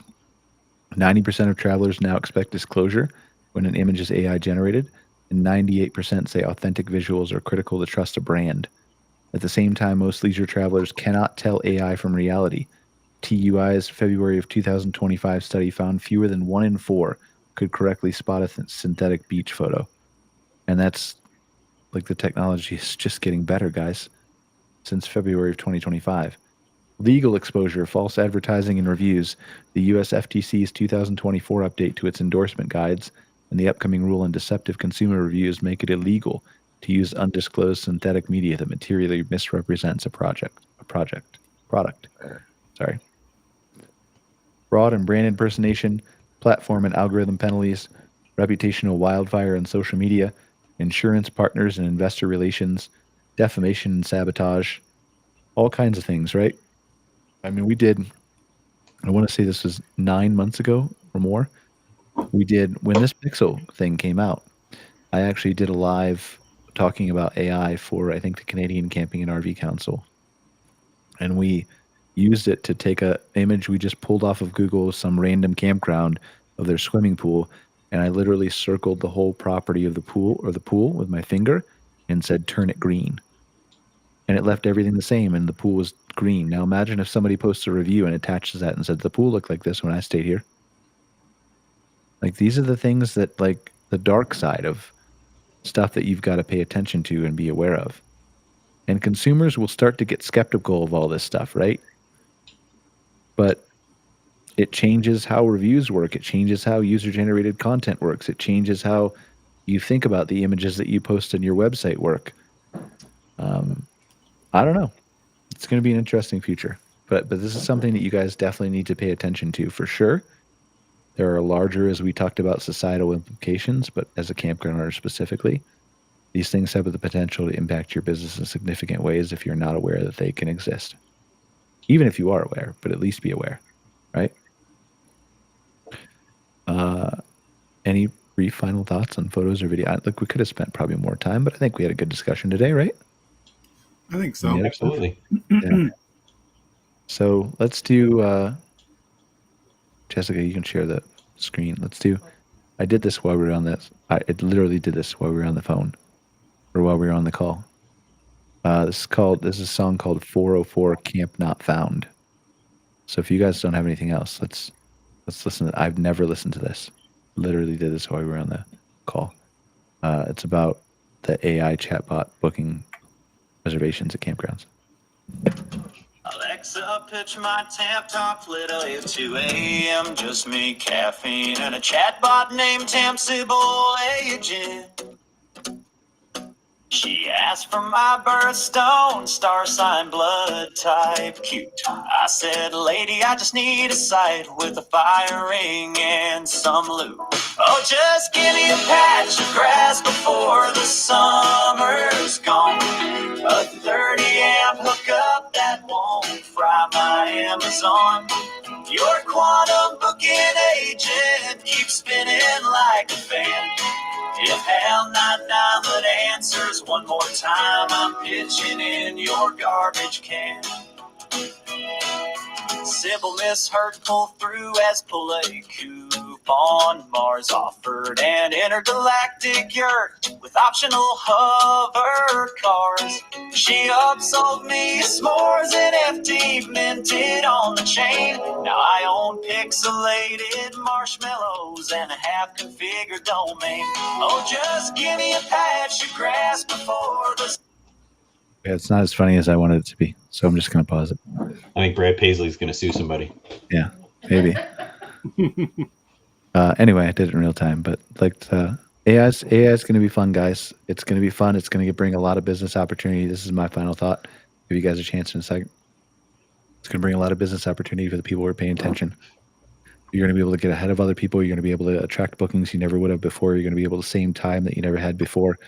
You're going to be able to convert people at a rate you never could convert people before. The customer is going to be better. The owner is going to be better. All the things are going to be better. But there is a dark side to this, right? And that may be the photos. It may be the videos. It may be something we haven't heard of before. But you've got to pay attention to this. You can't have your head in the sand. If you do have your head in the sand, best case, you're going to be playing catch up. Worst case, you're going to be out of business. So stick with us on Outwired, and we'll show you how to win the day. How about that? Well said. You could just ask if I was drunk. I'm not drunk. You guys know me. My last thought on all this would simply be, I say simply a lot, too, when sometimes things really aren't simple. Anyways. Denise tells me that all the time, by the way. It's like, this will happen really fast, and it never does. Anyway, is the idea, what I go through in my brain, and for better or worse, is what I call scenario building. Like, I try to think of scenarios. I look at this stuff. I try to, consider the information and consider the scenarios that, all the different ones. And what are the opportunities and what do I need to anticipate based on those scenarios? And everyone should be doing that, regardless of your position, whether you're a campground owner, a marketer, a consultant, whatever it is It's think of those scenarios. What are they? And even if it's something seems outlandish, it's like put that in the mix. Think about it. And anyway, that's the process I'm undergoing now, and hopefully something good comes out of it. Sure it will. Greg, final thoughts?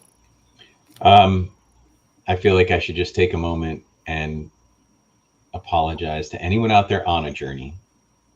It's valid. That laugh in the background is great. Your journey is valid. I didn't mean to take anything away from it. And if you want to, use VO3, make a horrible video about me, include it in your journey. It may help you reach your destination. And I just want you to know that I'm okay with it. I'm at peace with it. I'm on my own journey. And I just hope it doesn't ever intersect with yours. There you have it. That's my final thought. Gold, Greg, gold. I'm getting hate mail right now from Jessica. I can hear it. Ding, ding. There it is. Great way to finish up. Okay. Back to lawsuits. Have a good week, guys. See you next week, another episode of Outwired. Talk soon. Bye-bye.